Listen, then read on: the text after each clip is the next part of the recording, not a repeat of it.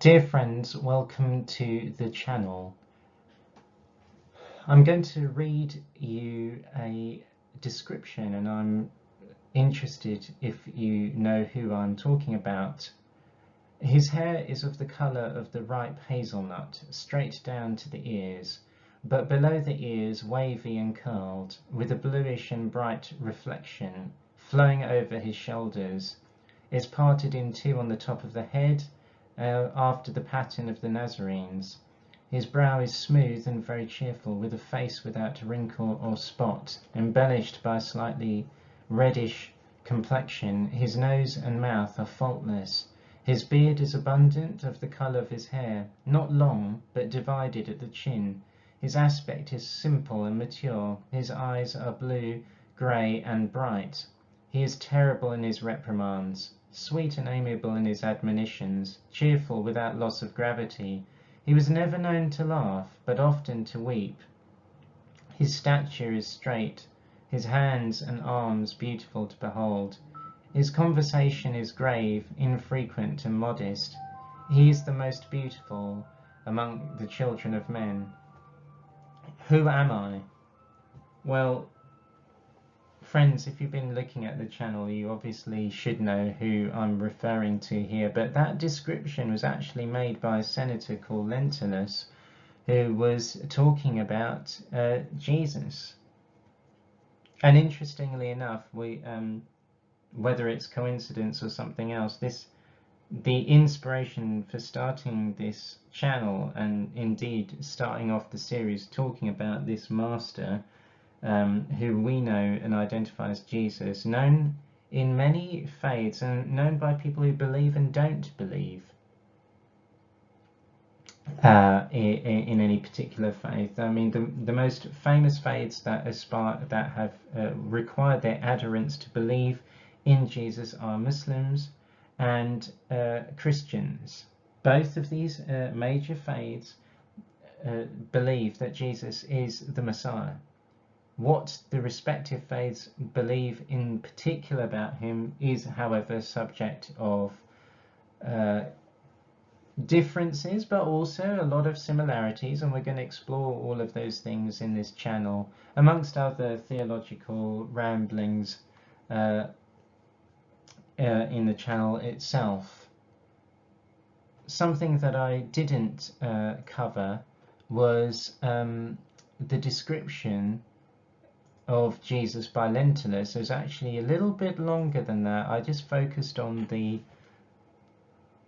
brief description that you have there, but there is actually something more. And by the way, this is from the letter of Lentulus, and the first English translation of the text appeared in 1680, listing the author as Publius Lentulus, a prefect in Judea at the time of Tiberius Caesar. And so when we look at this text from Lentulus, it actually starts off as Lentulus, the governor of the Jerusalemites, to the Roman Senate and people, greetings. There has appeared in our times, and there still lives, a man of great power, virtue, called Jesus Christ. The people call him prophet of truth, his disciples son of God. He raises the dead and heals infirmities. And then it goes on saying, he is a man of medium-sized stature, precarious, mediocris et spectabilis. He has venerable aspect, and his beholders can both fear and love him. And then, of course, it goes on the same description that I put in the first slide. And it goes on to say his conversation is grave, infrequent, and modest. He's the most beautiful among the children of men. That's a fascinating description of Jesus that we're seeing there.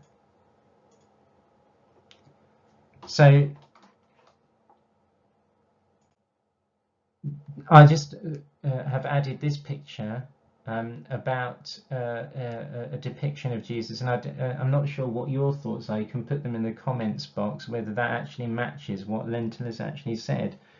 But what I would say to you is it is very fascinating to see what different people perceive of Jesus and who he is and what he actually looks like. We all are fascinated to know what this major master looked like, and in fairness, I don't think he resembled this picture, but this is quite a common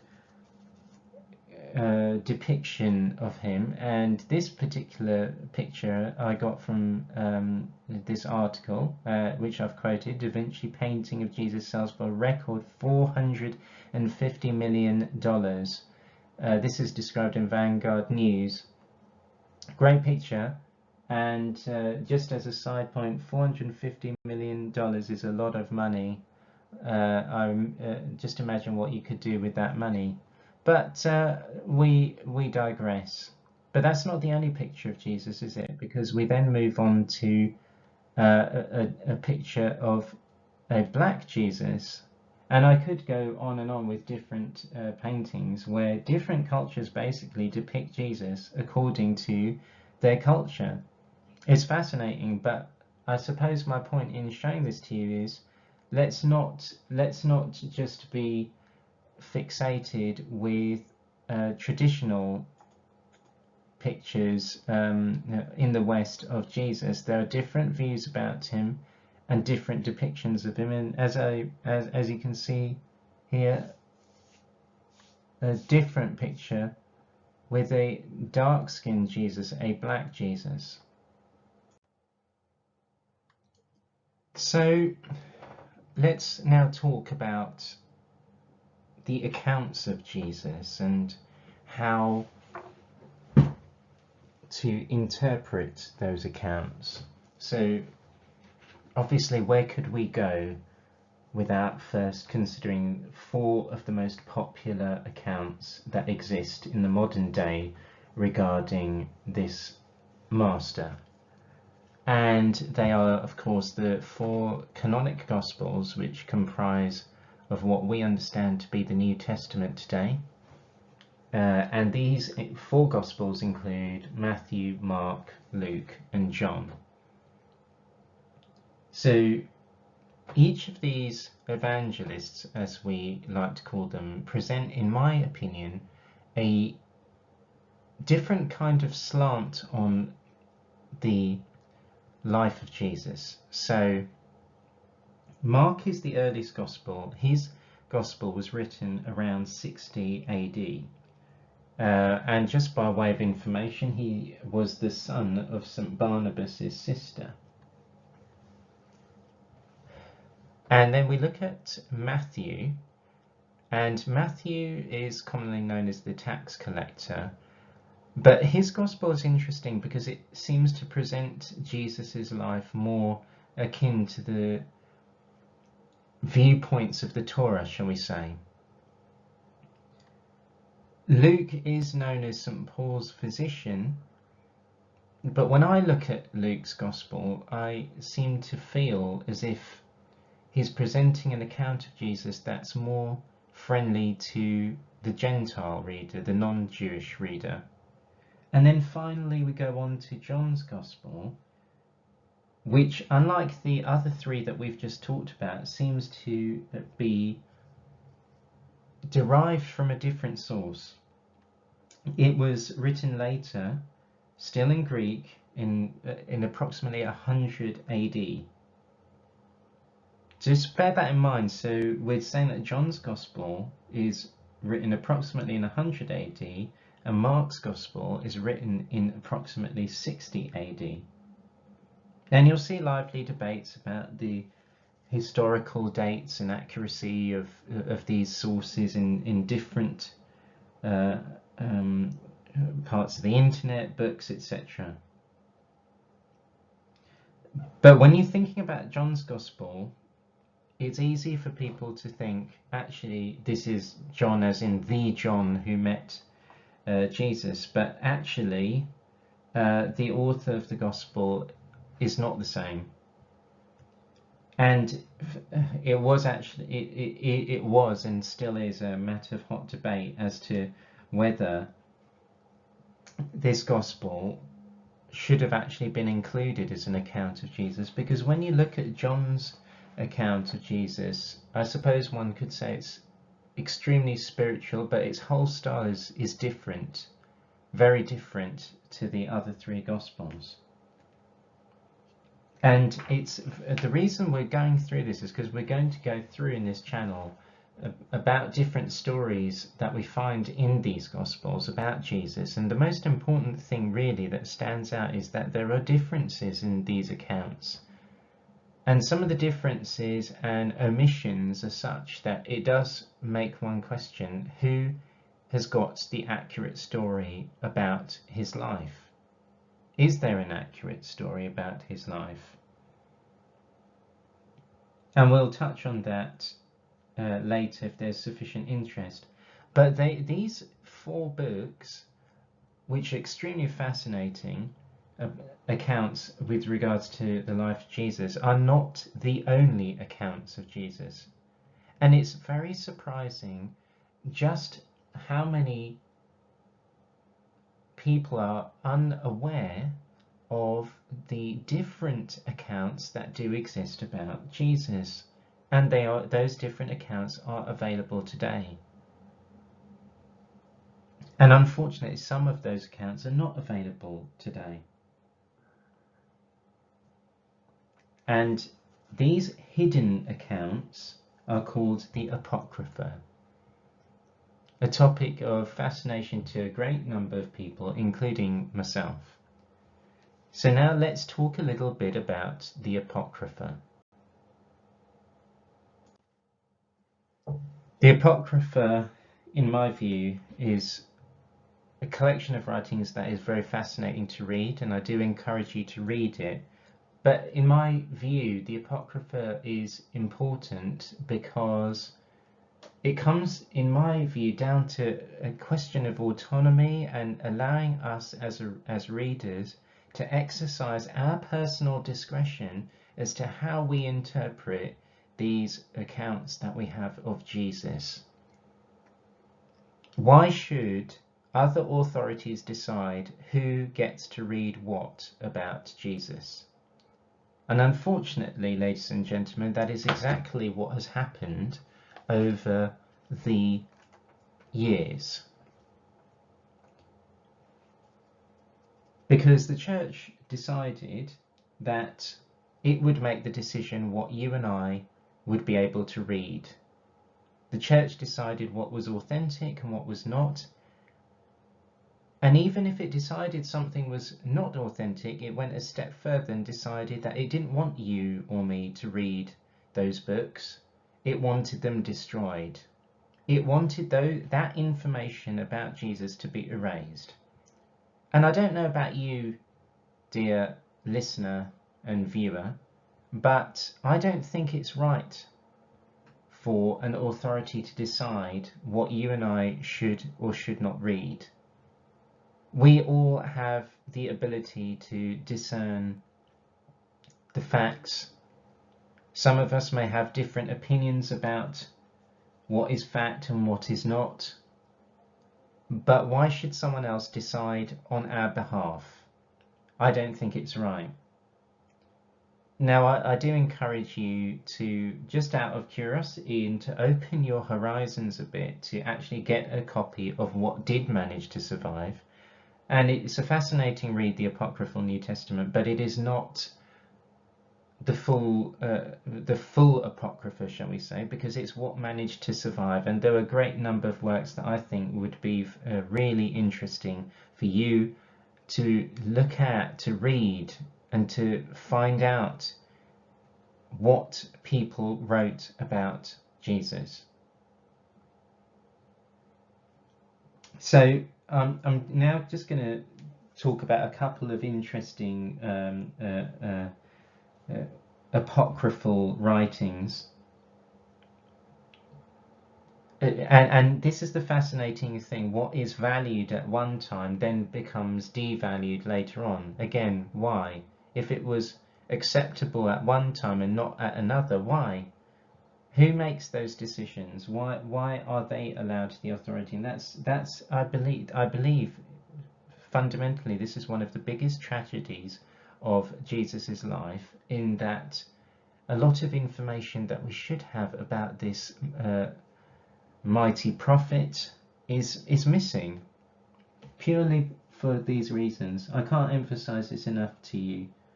So the letter of Barnabas is an example of a fascinating piece of information about Jesus.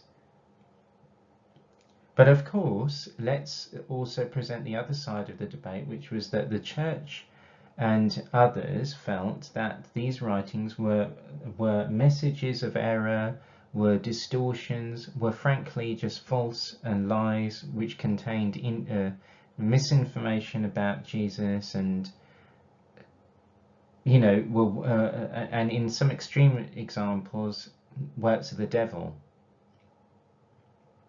But once again, I feel it should be in the eye of the beholder. It should be up to you to read and to do your own studies and come to your own conclusions.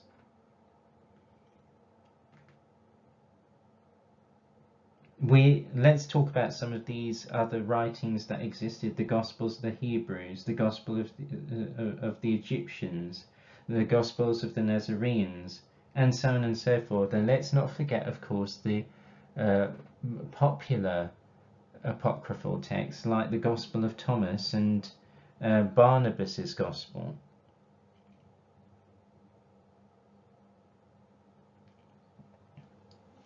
And you can read interesting information that has come after the discovery of the famous Dead Sea Scrolls. I think that we are possibly entering a time, because of the internet, of a bit of a revolution when it comes to understanding the life of Jesus and who this person is and how relevant he is to our life today, because we've been presented with a particular account of Jesus by authorities that want to present him in a certain way. And I think it's one of the biggest ironies about him that Jesus, who did not conform to the reality, to the authorities, as we will see later on, has now had his own views and teachings been presented as other people want them to be presented, as opposed to how he wanted them to be presented. We've talked about the Christian sources of the life of Jesus, but those are not the only sources that exist in the modern world which talk about this master. There are sources that describe the Messiah in the Holy Quran, and the traditions of the Muslims called the Hadith also give other views about Jesus. Of course, this is going to be a bone of contention between the two religious groups, Muslims and Christians, but it need not be. There are a lot of similarities in terms of perception of who Jesus is, as I said at the start, and we should focus really on the similarities rather than focusing on the differences. And the essential similarity is the belief that Jesus was given the gospel and that he is the Messiah. You'd be very surprised how many people are unaware that both of these world faiths share belief in Jesus.